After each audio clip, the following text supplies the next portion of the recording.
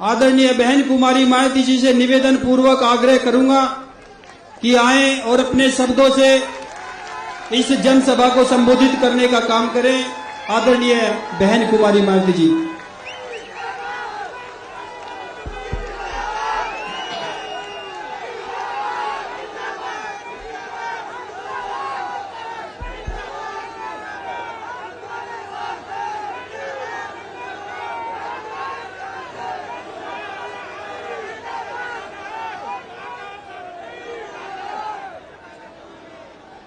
चुनावी जनसभा में इकट्ठा हुए बीएसपी व इन्हें लोगों के बने इस गठबंधन के सभी छोटे बड़े पदाधिकारी, नेता एवं कार्यकर्तागण, आज आप लोग यहाँ हरियाणा प्रदेश में विधानसभा के लिए हो रहे आम चुनाव में अपने गठबंधन के उम्मीदवारों के समर्थन में हमें सुनने के लिए यहाँ इकट्ठा हुए हैं, तो उसके लिए मैं आप सभी लोगों का हार्दिक दिल से आभार प्रकट करती हूँ, जिनको कामयाब बनाने के लिए भारतीय राष्ट्रीय लोकदल के वरिष्ठ राष्ट्रीय महासचिव चौधरी अभय चौटाला जी व इनके सभी साथीगण तथा बीएसपी के भी नेशनल कोऑर्डिनेटर श्री आकाश आनंद व यहाँ के संयोजक श्री रणधीर बेनीवाल और इनके भी सभी साथीगण पूरे जी जान से लगे हैं। और अब मैं आप लोगों का ध्यान यहाँ हरियाणा प्रदेश में विधानसभा के लिए हो रहे आम चुनाव में अपने इस बने गठबंधन की सरकार बनाने को लेकर कुछ जरूरी बातों की तरफ दिलाना चाहती हूँ। और इस संबंध में हमारी पार्टी का ये कहना है कि अपने देश को आजाद हुए व भारतीय संविधान को भी लागू हुए अब वर्षों बीत चुके हैं, और इस लंबी अवधि में केंद्र व आपके हरियाणा प्रदेश में भी विभिन्न विरोधी पार्टियों की सरकारें रही हैं। लेकिन दुख की बात यह है कि इस दौरान आपके हरियाणा प्रदेश में भी यहाँ विरोधी पार्टियों की रही सरकारों में सर्व समाज में से खासकर दलितों, आदिवासियों, पिछड़े वर्गों, मुस्लिम व अन्य अक़लियतों के साथ साथ गरीबों, मजदूरों, किसानों, व्यापारियों एवं अन्य मेहनतकश लोगों का भी पूर्ण रूप से विकास व उत्थान आदि नहीं हो सका है, जिनकी सरकारों की गलत नीतियों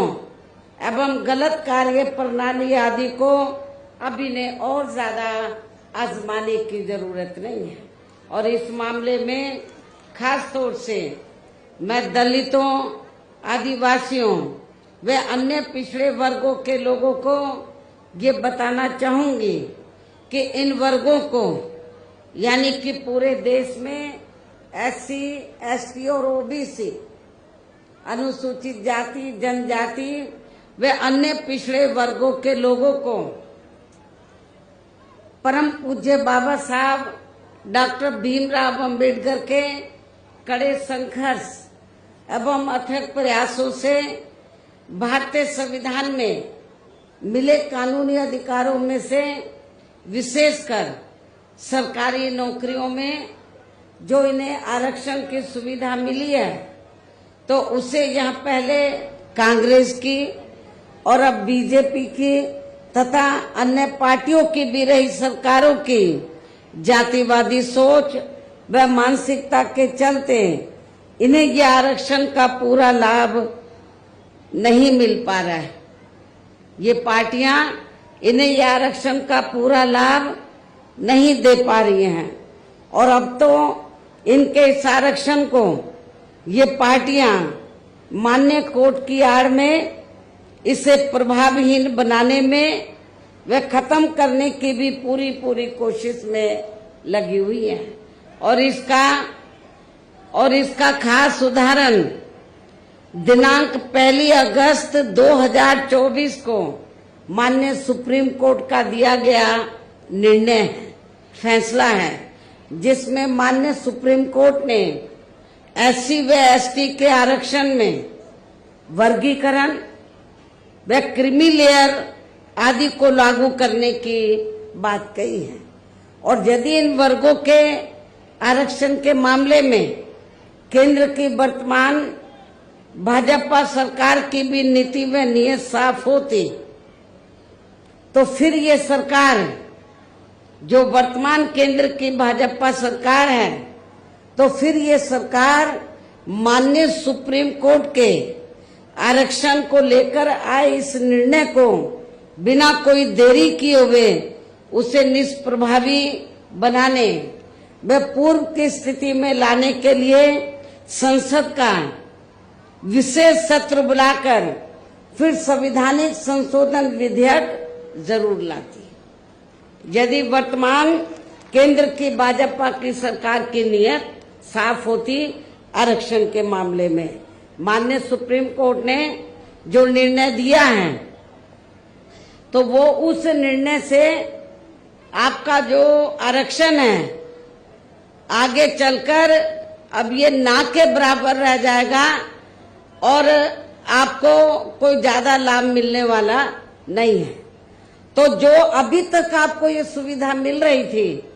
तो उस स्थिति में लाने के लिए तो फिर सुप्रीम कोर्ट का निर्णय है, तो इसको कौन बदल सकता है? इसको सेंटर की सरकार बदल सकती है। वर्तमान में केंद्र की सरकार किसकी है? भारतीय जनता पार्टी की। हमने भारतीय जनता पार्टी की सरकार को ये कहा कि यदि आपकी दलितों, आदिवासियों और अन्य पिछड़े वर्गों के मामले में, खासकर एससी एसटी के आरक्षण के मामले में यदि नीति आपकी स्पष्ट है, सोच सही है,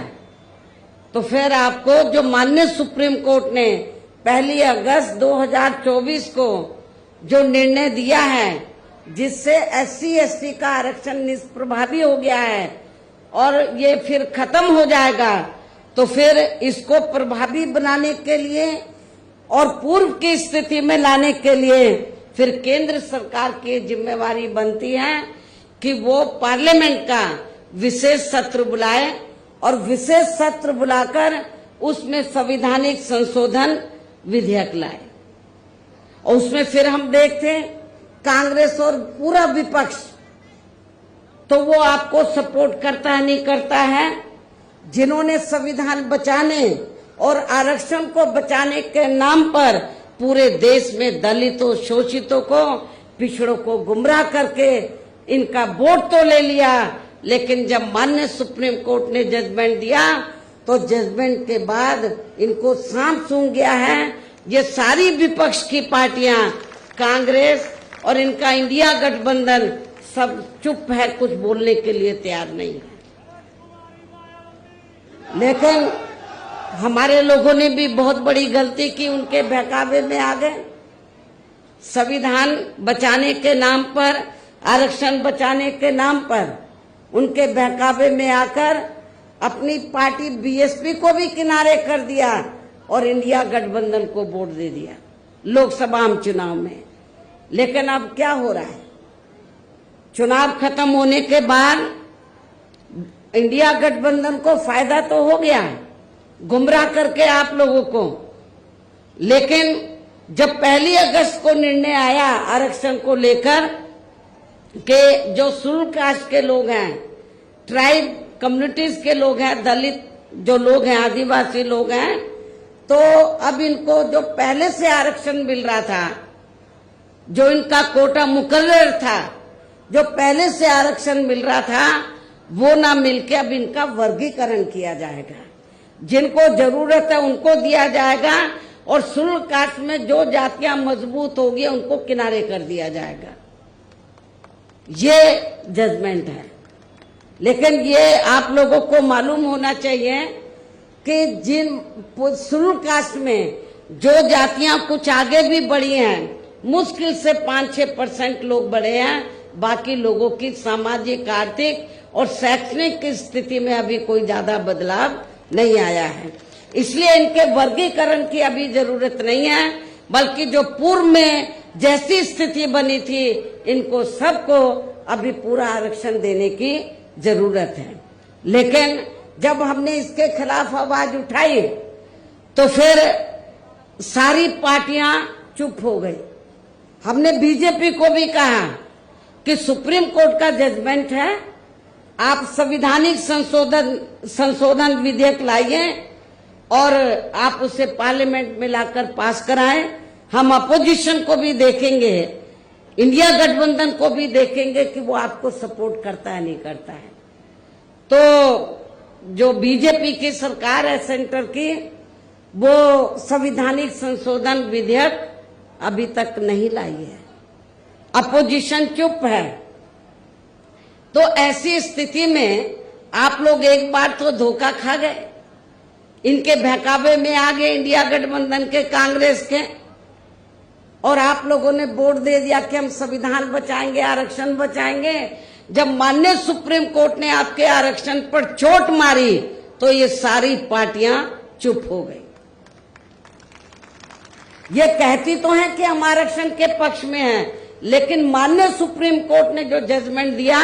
उसको लेकर ये कुछ भी बोलने के लिए तैयार नहीं है। इतना ही नहीं, बल्कि इसके लिए कांग्रेस व इनके इंडी गठबंधन ने अभी तक भी केंद्र सरकार पर कोई दबाव नहीं बनाया है, और ऐसा करना तो बहुत दूर की बात रही, बल्कि इन्होंने माननीय सुप्रीम कोर्ट के इस निर्णय पर अभी तक कुछ भी खुलकर नहीं बोला है। और इस मामले में केंद्र की भाजपा सरकार व अधिकांश सभी विरोधी पार्टियां अभी तक भी चुप्पी साधे हुए हैं। यहाँ मैं ये भी बता देना चाहती हूँ कि माननीय सुप्रीम कोर्ट ने SC/ST आरक्षण में वर्गीकरण करने और क्रीमी लेयर को भी लागू करने का ये कार्य अब राज्य सरकारों के ऊपर ही छोड़ दिया है। अब ये राज्य सरकारों के ऊपर ही छोड़ दिया है, जो अब अपने हिसाब से इसका पूरा राजनीतिक फायदा भी उठाएंगे।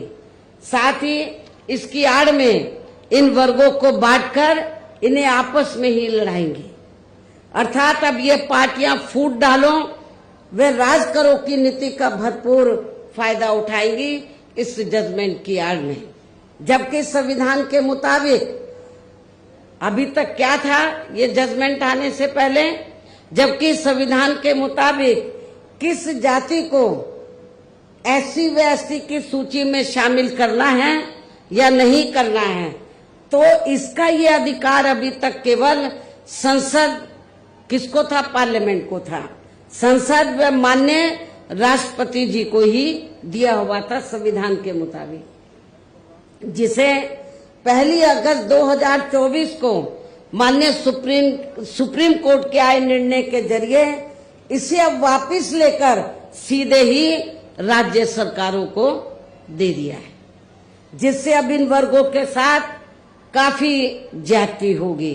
अर्थात इनका अब ये आरक्षण ना के बराबर ही रह जाएगा। दलितों का, आदिवासियों का जो आरक्षण है वो ना के बराबर ही रह जाएगा। और अब तो कांग्रेस के श्री राहुल गांधी ने भी विदेश में जाकर इनके सभी आरक्षण को आगे वक्त आने पर खत्म करने का भी ऐलान कर दिया है। इसलिए इन वर्गों के लोगों को बाबा साहब डॉक्टर भीमराव अंबेडकर द्वारा जो इन्हें आरक्षण का ये संवैधानिक अधिकार मिला है, तो इसे बचाने के लिए अब यहाँ हरियाणा प्रदेश में हो रहे विधानसभा चुनाव में इन वर्गों को, ऐसी सभी आरक्षण विरोधी पार्टियों को अपना कतई भी वोट नहीं देना है। जो ये पार्टियां माननीय सुप्रीम कोर्ट के आए इस निर्णय को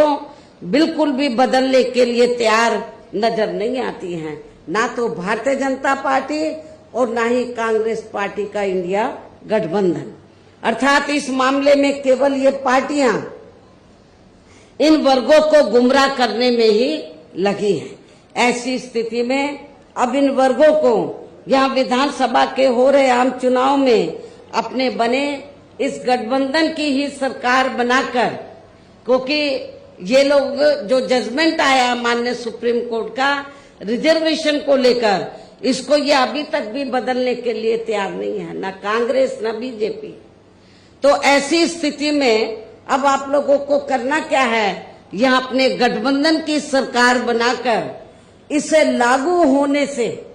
ये जो अभी नया जजमेंट आया है, तो अपने यहाँ गठबंधन की सरकार बनाकर इसे लागू होने से तब तक लटका कर व रोक कर रखना है जब तक केंद्र व विपक्ष द्वारा इस निर्णय को संवैधानिक संशोधन के जरिए खत्म करके इसे पुरानी स्थिति में बहाल नहीं कर दिया जाता है। गठबंधन की सरकार यहाँ बनती है, हमारी गठबंधन की हमारे हाथ में है कि इसे लागू करें या ना करें। इसको हम लटका के रख सकते हैं, सुप्रीम कोर्ट का जजमेंट है तो इसको हम आगे बढ़ा सकते हैं।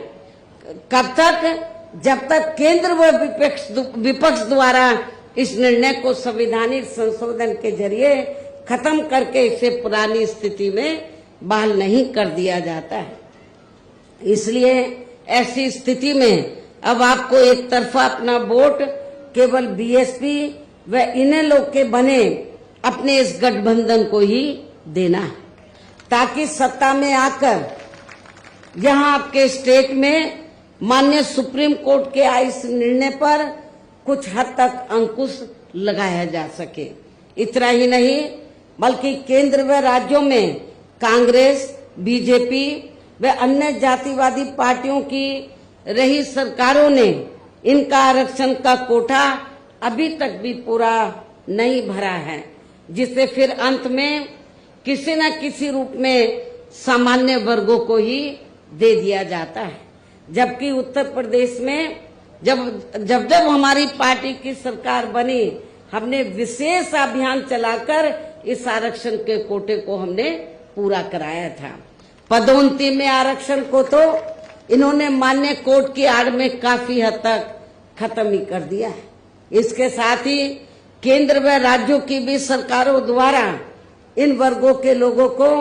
प्राइवेट सेक्टर में आरक्षण दिए जाने की व्यवस्था किए बिना ही इनके ज्यादातर सरकारी कार्य अब यहाँ प्राइवेट सेक्टर के जरिए ही देश के अधिकांश बड़े बड़े पूंजीपतियों व धन्ना सेठों को ही दिए जा रहे हैं, जिसके कारण आपके यहाँ हरियाणा प्रदेश सहित पूरे देश में अब इन वर्गों के लोगों को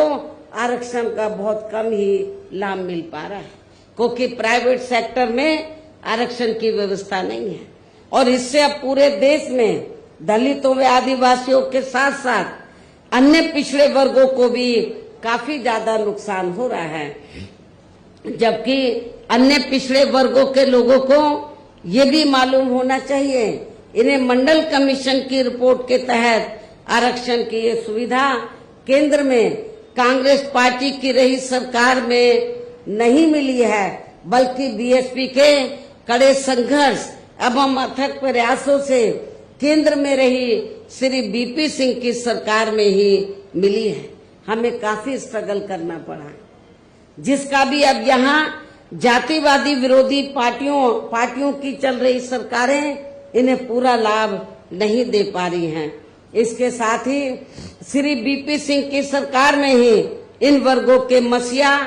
परम पूज्य बाबा साहब डॉक्टर भीमराव अम्बेडकर को भी यहाँ भारत रत्न की उपाधि से सम्मानित किया गया है। जब बीपी सिंह की सरकार थी तो तभी बाबा साहब को भारत रत्न की उपाधि से सम्मानित किया गया था, जिसके लिए वो हर प्रकार से पात्र भी थे। जबकि इन्हें ये सम्मान इनके जीते जी केंद्र में रही कांग्रेस पार्टी की ही सरकार में बहुत पहले ही मिल जाना चाहिए था, लेकिन इस पार्टी की सरकार ने इनके देहांत के बाद भी इन्हें ये सम्मान नहीं दिया। कांग्रेस पार्टी की सरकार ने इनके देहांत के बाद भी इन्हें ये सम्मान नहीं दिया। इससे इन वर्गों के प्रति इस पार्टी की हीन व जातिवादी मानसिकता साफ झलकती है। इतना ही नहीं बल्कि इनके कारवां को आगे बढ़ाने वाले वे हर मामले में समर्पित व्यक्तित्व मान्यवर श्री कांशीराम जी के देहांत होने पर केंद्र में रही इसी कांग्रेस पार्टी की सरकार ने इनके सम्मान में एक दिन का भी राष्ट्रीय शोक घोषित नहीं किया था। इसके साथ ही इन वर्गों के लोगों को जुल्म जाति से निजात दिलाने के लिए जो भी यहाँ नियम व कानून आदि बने हैं तो उन पर भी केंद्र व राज्यों की सरकारें सही से अमल नहीं कर पा रही है, जिससे अब यह खासकर दलितों, आदिवासियों व अन्य पिछड़े वर्गों के ऊपर शोषण करने वालों का मनोबल और भी ज्यादा बढ़ रहा है। और ये सब हमें यहाँ आपके हरियाणा प्रदेश में भी काफी कुछ देखने के लिए मिल रहा है। इसी प्रकार हमें पूरे देश में मुस्लिम व अन्य अक़लियत समाज के लोगों की भी अधिकांश मामलों में हालत कोई खास अच्छी नजर नहीं आती है। इनके साथ साथ अपर कास्ट समाज व जाट समाज में भी खासकर गरीब लोगों की भी आर्थिक स्थिति अभी भी यहाँ आपके हरियाणा प्रदेश सहित पूरे देश में काफी ज्यादा खराब व दयनीय ही बनी हुई है।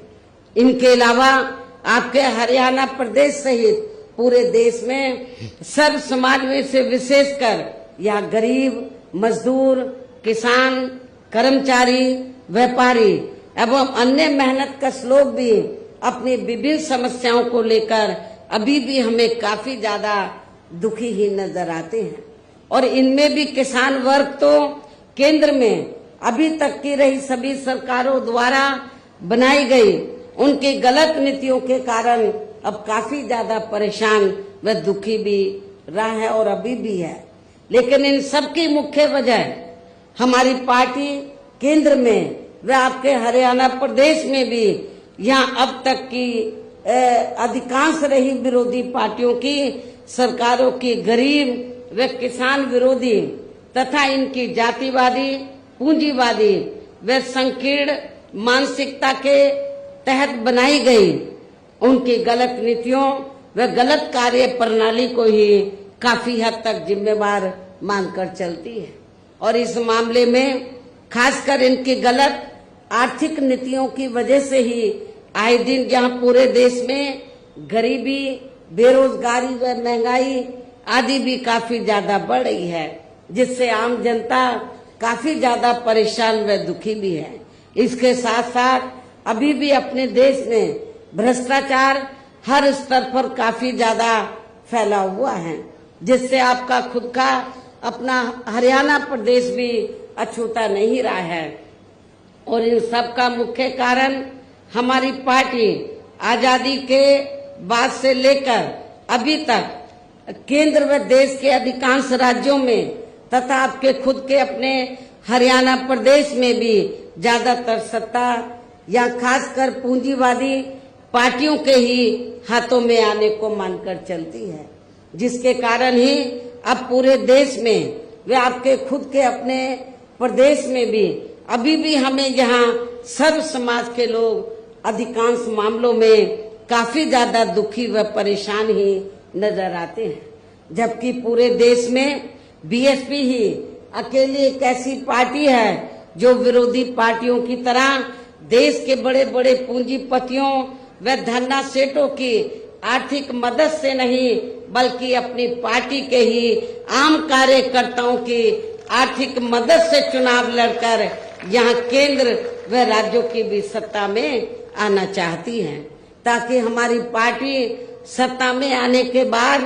फिर बिना किसी दबाव के वे आजाद होकर सर्व समाज के लोगों की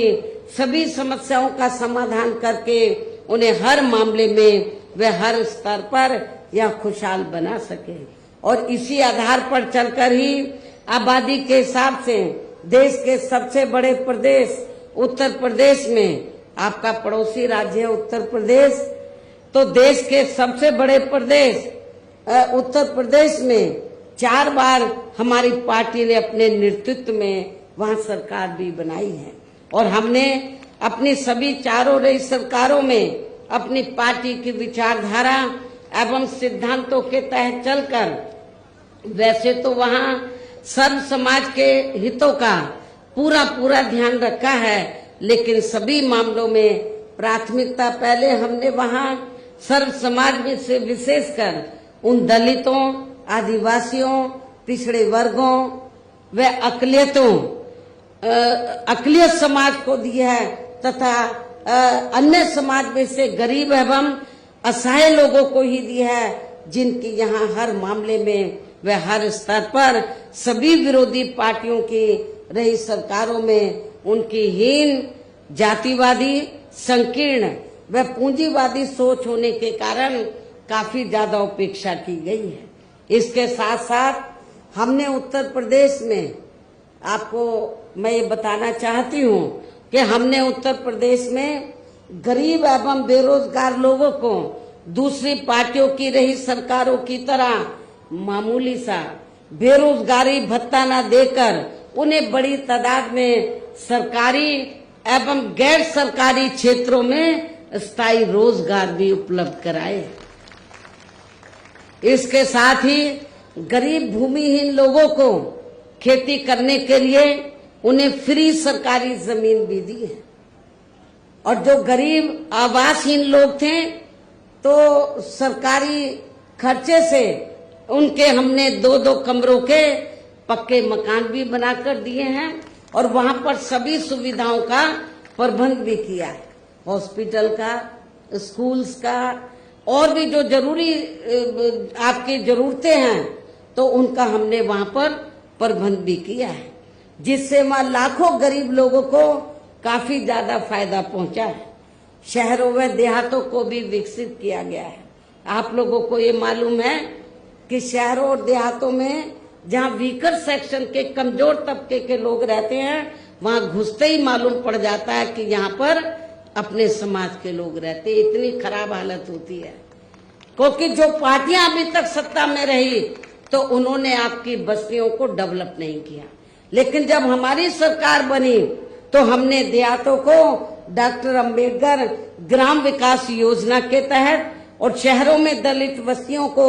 मान्यवर श्री कांशीराम जी शहरी समग्र विकास योजना के तहत उनको डेवलप किया, विकसित किया। इसके अलावा हमारी पार्टी की रही सरकार ने वहां विभिन्न क्षेत्रों में लगे लोगों के साथ साथ छात्रों, युवाओं, महिलाओं व बुजुर्गों आदि के हितों में भी अनेकों महत्वपूर्ण व ऐतिहासिक कार्य किए हैं, जिनसे उन्हें काफी ज्यादा लाभ पहुंचा है। किसानों की भी अधिकांश समस्याओं का काफी हद तक समाधान किया गया है तथा उनकी फसलों का भी उन्हें समय से उचित दाम दिया गया है। इतना ही नहीं बल्कि हमने उत्तर प्रदेश में सर्व समाज के लोगों के ऊपर किसी भी प्रकार की कोई जुल्म जाति आदि भी नहीं होने दी है और वीकर सेक्शन का हमने विशेष ध्यान रखा है। बल्कि हमारी पार्टी की रही सरकार ने वहां जुल्म जाति करने वाले लोगों को बिना कोई देरी किए हुए उन्हें तुरंत ही जेल की सलाखों के अंदर भेजा है, जहां मेरी सरकार में उनकी सही व असली जगह होती है, जिसकी यहाँ आपके प्रदेश में भी काफी अब सख्त जरूरत है। इसके साथ ही हमारी पार्टी की रही सरकार ने अपने देश में दलित एवं अन्य पिछड़े वर्गों में समय समय पर जन्मे यहाँ महान संतों, गुरुओं व महापुरुषों में भी खासकर महात्मा ज्योतिराव फूले, श्री छत्रपति शाहू जी महाराज, श्री नारायणा गुरु, बाबा साहब डॉक्टर भीमराव अंबेडकर एवं मान्यवर श्री कांशीराम जी आदि को भी विभिन्न रूपों में पहली बार वह पूरा आदर सम्मान दिया है, जिन्हें विरोधी पार्टियों के लोग अभी तक भी आसानी से पचा नहीं पा रहे हैं। इस प्रकार से उत्तर प्रदेश में हमारी पार्टी ने अपने सभी चारों रहे शासन काल के दौरान वहाँ हर मामले में व हर स्तर पर सर्व समाज के लोगों को काफी बेहतरीन सरकार दी है। और यदि आप लोग भी यहाँ अपने हरियाणा प्रदेश में गरीबों, किसानों व आम जनहित के तथा विशेषकर कमजोर एवं उपेक्षित वर्गों के हितों में ऐसे ही कार्य करना चाहते हैं। इसके साथ ही आपके प्रदेश की जनहित से जुड़ी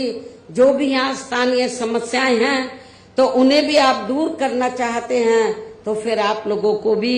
उत्तर प्रदेश की तरह ही यहाँ अपने हरियाणा प्रदेश में भी अपने इस बने गठबंधन के ही सर्वजन हिताय व सर्वजन सुखाय की नीतियों पर आधारित ही सरकार बनानी होगी, जिसके लिए अब आप लोगों को यहाँ अपने हरियाणा प्रदेश में विधानसभा के लिए हो रहे आम चुनाव में अपने गठबंधन का ही बेहतर रिजल्ट लाना होगा।